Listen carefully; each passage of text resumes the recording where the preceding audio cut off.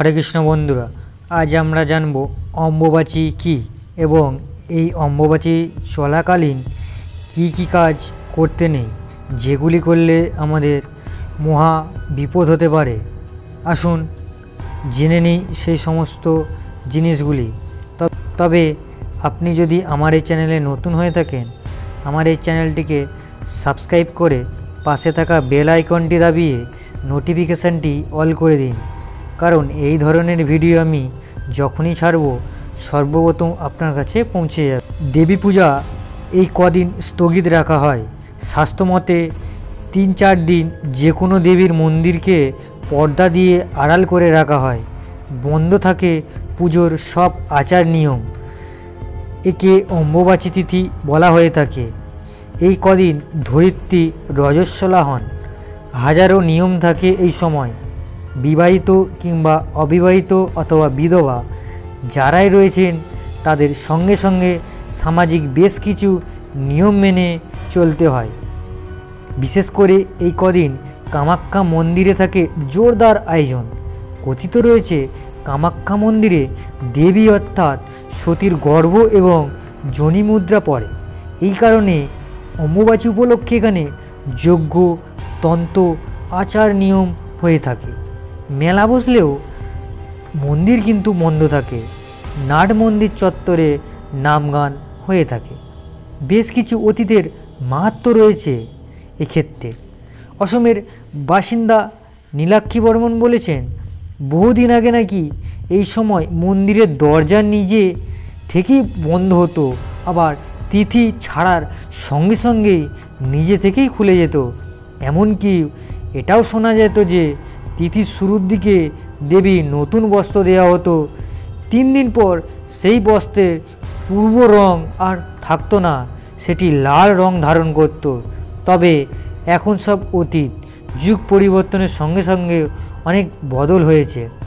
এই মন্দিরের পাশ দিয়ে বয়ে যাওয়া যে নদীটি রয়েছে, সেই নদীতে এই অম্বুবাচী চলাকালীন দেখা যায় যে নদীর জল এই 3 দিন লাল থাকে।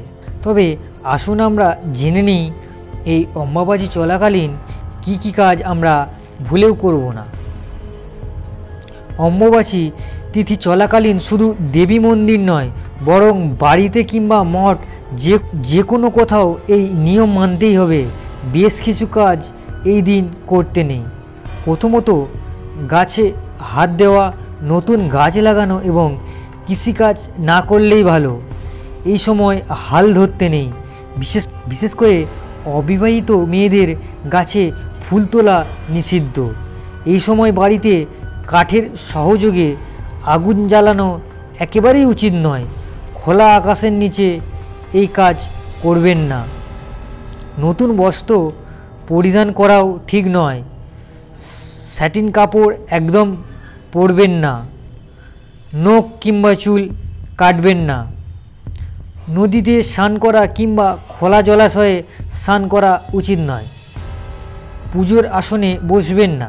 তবে যদি গুরুমন্ত্র থাকে কিংবা শক্তির মন্ত্র থাকে, সেটি আরও বেশি করে জপ করবেন। শুধু জপের আসনে বসবেন না। জপের আসনে না বসে এই জপমালা জপ করতে হবে। এই দিন ব্রহ্মচর্য পালন করতে পারেন। আহারের নিরামিষ অনেকেই খান, তবে সধবাদের ক্ষেত্রে একটু আমিষপদ খাওয়া ভালো। ঠাকুরের মুখ লাল কাপড়ে ঢেকে রাখা উচিত। শঙ্খ বাজানো কিংবা কাঁসর ঘণ্টা একেবারেই বাজাবেন না। মাটি খুঁড়ে কোনো কাজ করবেন না। লোহা পেটাই কিংবা লোহার জিনিস ওই দিন বাড়িতে আনবেন না।